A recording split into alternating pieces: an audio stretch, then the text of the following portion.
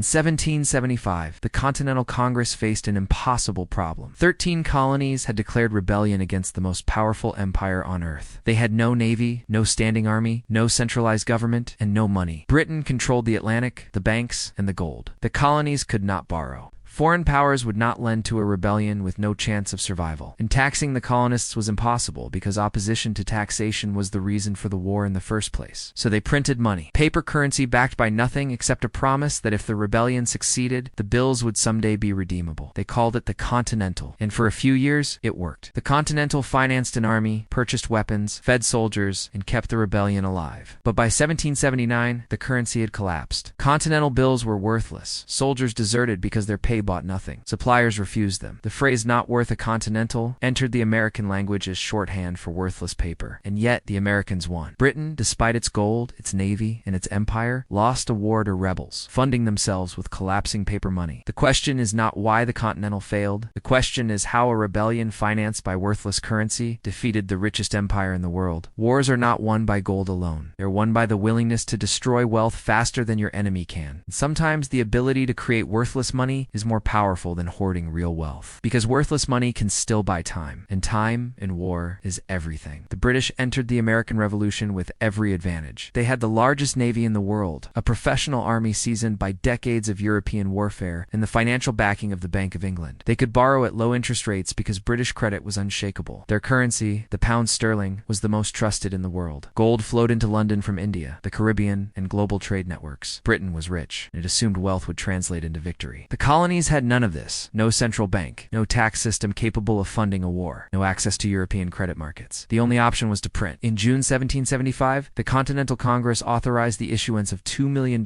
in paper currency. The bills were printed with elaborate designs to prevent counterfeiting, and they carried the phrase "the United Colonies" along with a promise of future redemption in Spanish mill dollars, the hard currency most trusted in the Americas. At first, the Continental was accepted. Merchants took it, soldiers were paid with it, farmers sold food for it. The currency worked because people believed the rebellion might succeed. Belief, not gold, gave the Continental value. But belief is fragile, and the more Continentals that were printed, the more that belief eroded. By 1777, Congress had issued over $20 million in Continentals. Prices began to rise. A pound of beef that cost a few Continentals in 1776 cost 10 by 1778. Soldiers complained their wages bought less each month. Inflation was spiraling. Congress had no choice. The war required constant funding. Armies needed food, weapons, gunpowder, uniforms, horses, and the only way to pay for it was to print more. The British recognized the vulnerability. If they could destroy confidence in the Continental, the rebellion would starve. So they launched a financial weapon. British agents in New York began counterfeiting Continentals on a massive scale. The fake bills were high quality, almost indistinguishable from the real ones, flooded into circulation, diluting the money supply even faster than Congress was printing. The counterfeiting was not just an economic attack, it was psychological warfare. Every counterfeit bill eroded trust in the currency, and without trust, the currency was nothing. By 1779, the Continental had lost nearly all value. Congress had issued over $200 million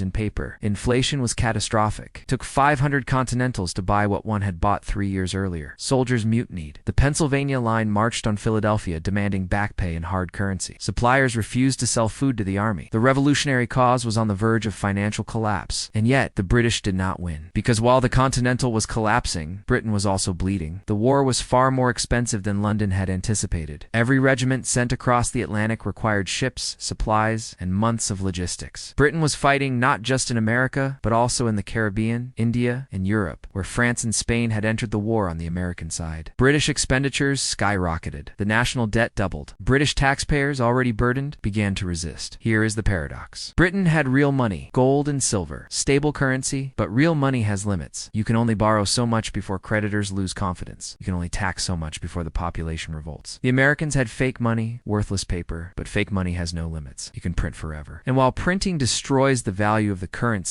it also keeps the war machine running one more month, one more season, one more year. The British were fighting efficiently, conserving resources, spending carefully. The Americans were fighting recklessly, burning through money that was not real, sacrificing the value of their currency to buy time. And time was what they needed. Every month, the war continued. British public opinion soured. Every year, the costs mounted. British political will weakened. The Americans did not need to win battles. They needed to survive long enough for Britain to give up. In 1781, the French Navy trapped British British General Cornwallis at Yorktown. His army surrendered. The war effectively ended. Britain, exhausted and bankrupt, negotiated peace. The Continental had collapsed entirely by this point. It was no longer accepted anywhere, but it had done its job. It had financed 6 years of war. It had kept the rebellion alive long enough for external factors, French support, British exhaustion, to tip the balance. The Continental Congress never redeemed the bills. Holders of Continentals lost everything. The currency became worthless paper, historical curiosities. But the rebellion succeeded. The United States was born. The lesson was stark. In war, the currency that loses value slowest does not always win. Sometimes the currency that loses value fastest, but keeps the fight going, is enough. This was not the first time paper money defeated gold. Let's go back further to 13th century China under the Mongol Yuan dynasty. Kublai Khan, grandson of Genghis Khan, ruled the largest empire in history. His armies had conquered China, Korea, Central Asia, and parts of Eastern Europe. And Kublai faced the same problem every conqueror faces. How do you govern and fund an empire that spans continents? He issued paper money. The Mongols called it chow, and it was backed by nothing except the threat of execution for anyone who refused it. Kublai declared that the paper was legal tender throughout the empire. Merchants had to accept it. Taxes had to be paid in it. Anyone caught counterfeiting it was put to death. The system worked because Kublai had absolute power. So currency had value because refusal meant death. European travelers, including Marco Polo, were astonished. In Europe, currency was still gold and silver. The idea that paper could function as money seemed impossible. But in China, it worked. The Mongol Empire operated on fiat currency decades before Europe would even experiment with the concept. Kublai used the paper money to fund military campaigns, build infrastructure, and administer a vast bureaucracy. He could print as much as he needed because enforcement was total. But even Kublai's system had limits. Over time, too much paper was issued. Inflation began to rise. Prices increased. The value of the chow declined. By the late 13th century, confidence was eroding. And without confidence, even the threat of execution could not make people accept worthless paper. The Yuan dynasty eventually collapsed, and the Ming dynasty that replaced it abandoned paper money entirely, returning to silver and copper coins. The Mongol experiment with fiat currency shows that paper money works only as long as the authority behind it is unshakable. Kublai Khan had that authority. The Continental Congress did not. Yet the Continental succeeded where the chow ultimately failed because the goal was different. Kublai needed permanent currency. The Continental Congress only needed temporary financing. The currency could collapse after the war. By then, independence would be won. Move forward to the French Revolutionary Wars in the 1790s. France, freshly out of revolution, faced invasion from Austria, Prussia, Britain, and Spain. The monarchy was gone. The economy was shattered. The treasury was empty. The revolutionary government issued a new paper currency, the assignat, backed theoretically by confiscated church lands. The assignats were supposed to hold value because they could be exchanged for real property. But the government printed far more assignats than the land could support. Inflation exploded. By 1795, prices had risen thousands of %. A loaf of bread that cost a few sous in 1790 cost thousands of assignats by the mid to 1790s. The currency collapsed. But France did not lose the wars. It won. French armies paid in worthless paper, conquered the Low Countries, Italy, and Germany. The assignat financed victory even as it destroyed itself. Why? Because the French could print faster than their enemies could lend. Austria and Prussia were constrained by traditional finance. They borrowed from bankers, raised taxes, and tried to fight within their means. France had no such constraint. It simply printed, and while the assignat became worthless, it kept armies in the field long enough to defeat enemies who were financially more prudent. This is the dark secret of war finance. Discipline loses to recklessness when survival is at stake. The country that destroys its currency faster sometimes wins because it can mobilize resources its enemy cannot match. Inflation is a weapon, and the side willing to wield it without hesitation often prevails. Fast forward to the American Civil War, the Confederacy faced the same problem the Continental Congress had faced. No access to credit, no foreign recognition, no way to tax effectively, so it printed money. Confederate dollars, greybacks, flooded the South. At first, they held value. But as the war dragged on and the Confederacy began losing, confidence evaporated. By 1865, Confederate currency was worthless.